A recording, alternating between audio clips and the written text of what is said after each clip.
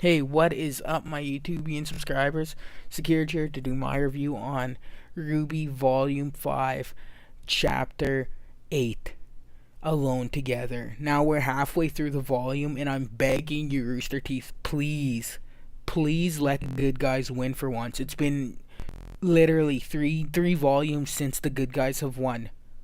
They failed. The fall of Beacon completely fell. Tyrion almost killed Crow. Even when they won in volume 4, Tyrion almost killed Crow. And Sun was stabbed in the heart, or just above the heart or around the heart. So please, I'm begging you, in this chapter, let the good guys win. Please. That being said, I do spoil the chapter. That's all I'm gonna say for people who don't want to watch spoilers. So I'm done. It's gonna be spoiled from here on out. Let's get on with the show. Basically, this chapter opens up with Team RWBY. RWBY's laying on the grass. It's early in the morning. Yang comes out and they do their sister type thing where Yang hangs her hair over RWBY's face. RWBY giggles, and then Weiss comes out. Weiss comments about how no one in Team RWBY can sleep, essentially, and good thing there's coffee. And then what happens is,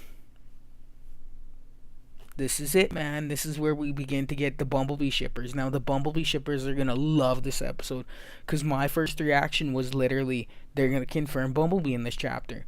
They don't, and they confirm that Blake is at the very least bisexual, if not straight. So again, we're gonna have an issue when it comes to Bumblebee.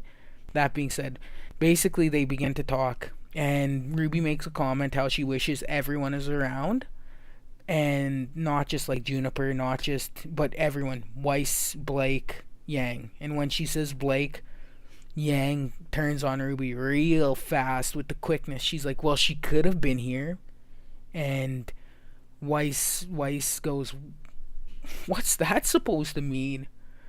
And then we get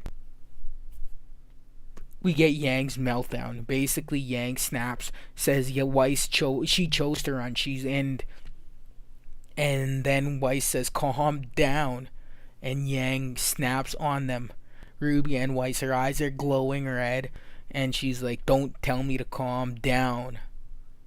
And RWBY backs off, is like, Yang, and her eyes change back to their purple color, and she's like, and Yang's like, I just gotta be alone for a few minutes here. She goes back to her room. We jump cut to her room, where Weiss, basically what happens is Yang sitting on her bed, just depressed. Depression is a thing. And Weiss comes in. RWBY, she's expecting RWBY. Yang's like, the door knock.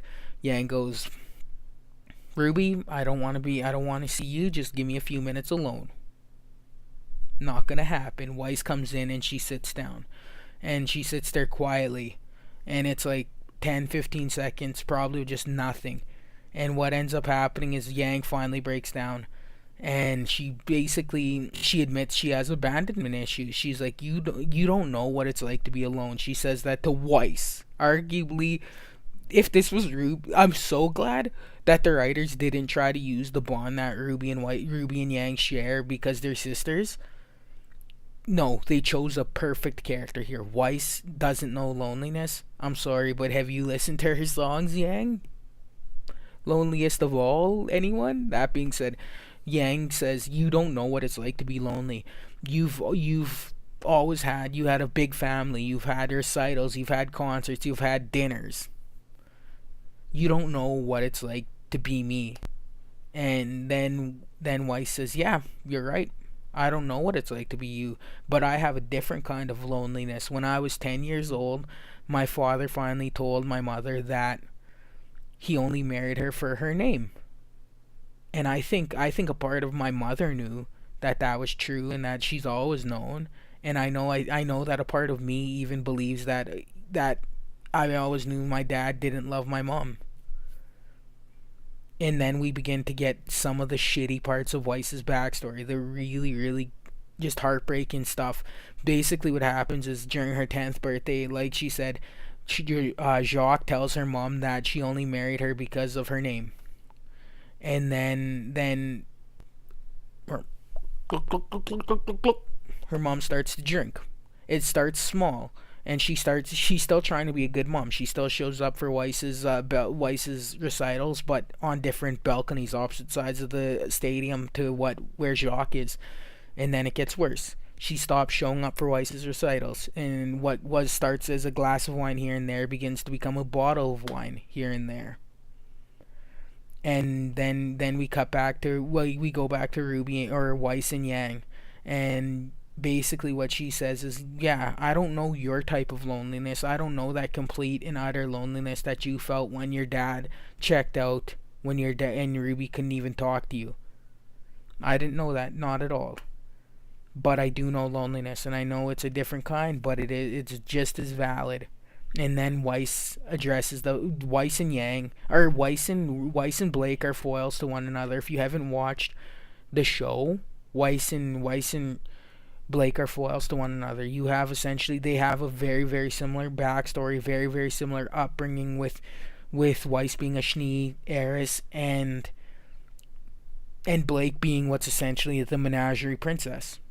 So they're foils to one another. They ended up on different paths. You had Weiss fully adopted that snooty, be better than thou attitude, and Blake adopted the darker, the more quiet, reserved attitude that we get to know in Volume One. That being said, she defends Blake here. She's like, you don't know Blake's story.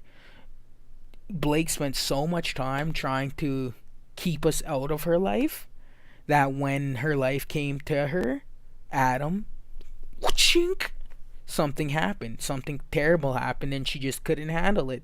So when she shows up here, and she's gonna show up here because I know her, I couldn't be away from you guys. It terrified me that I was away from you guys. That it terrifies me that there was a chance that I would never see you guys ever again. You guys are more family to me than my dad or my brother. So I know Blake is gonna show up because you are more family to her than most other people.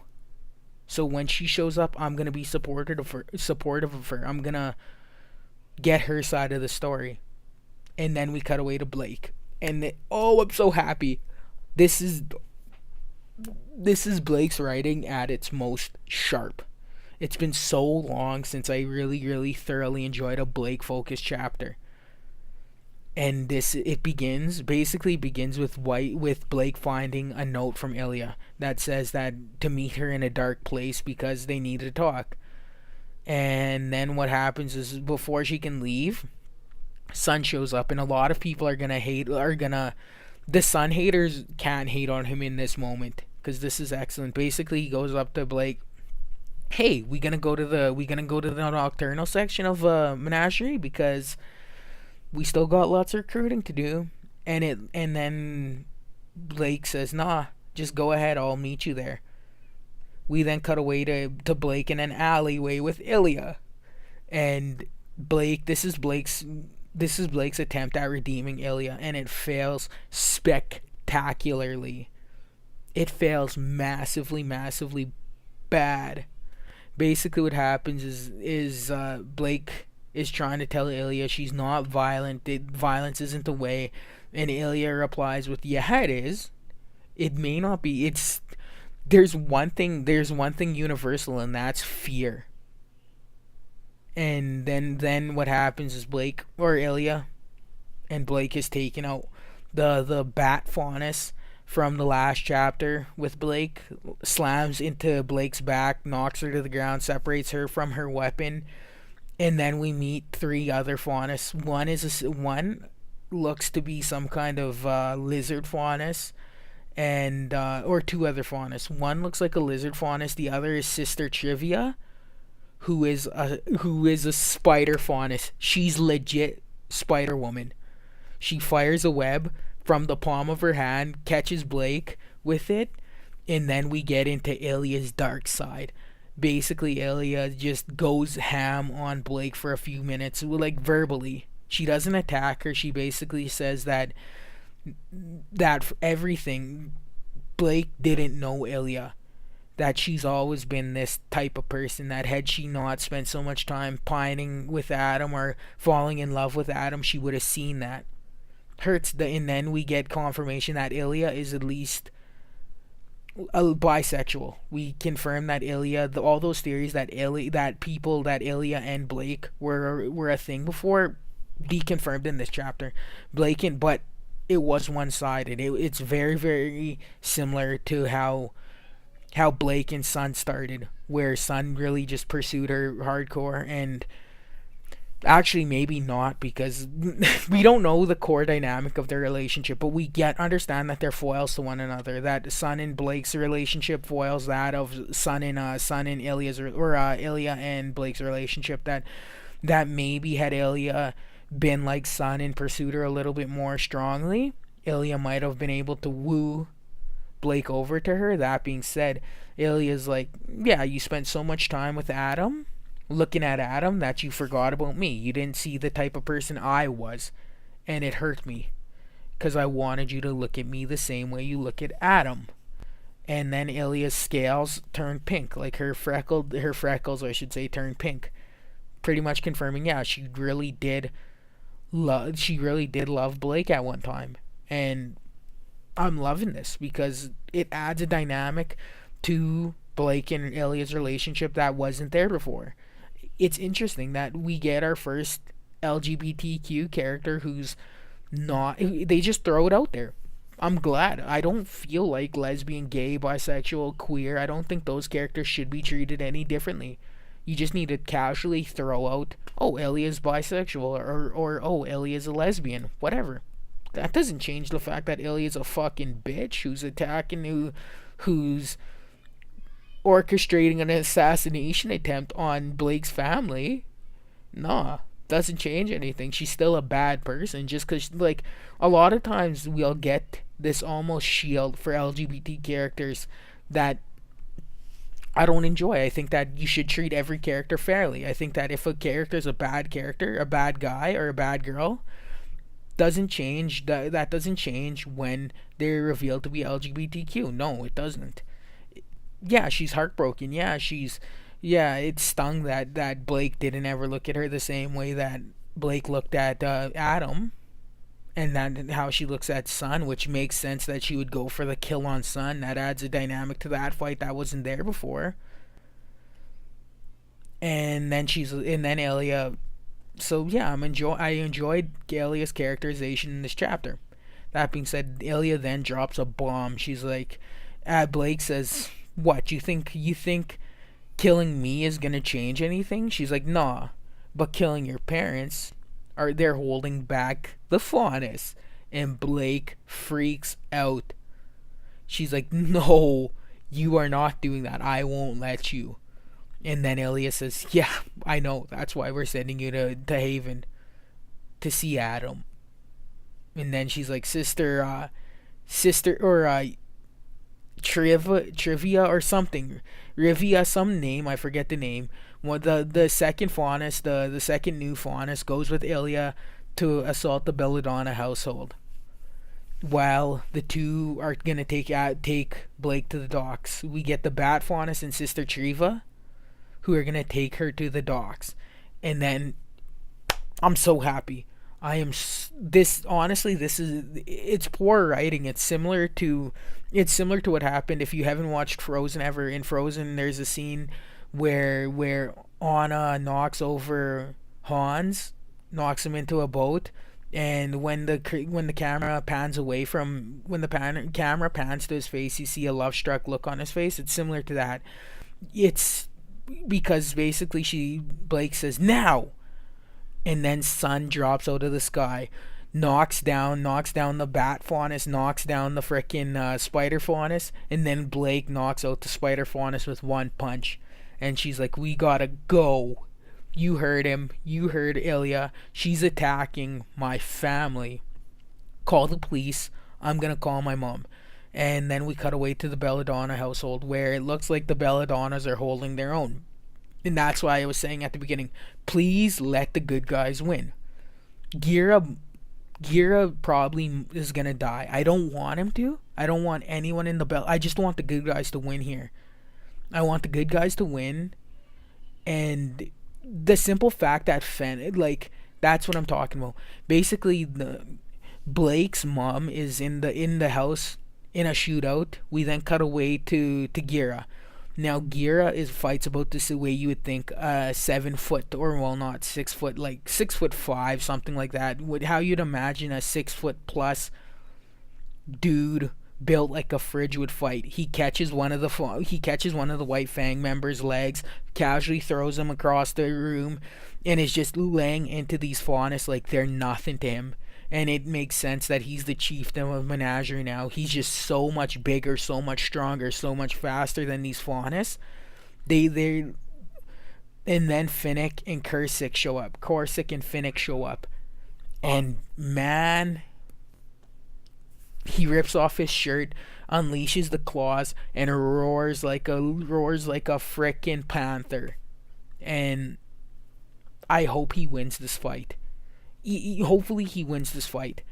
And then the chapter ends, by the way. But oh, please let the good guys win.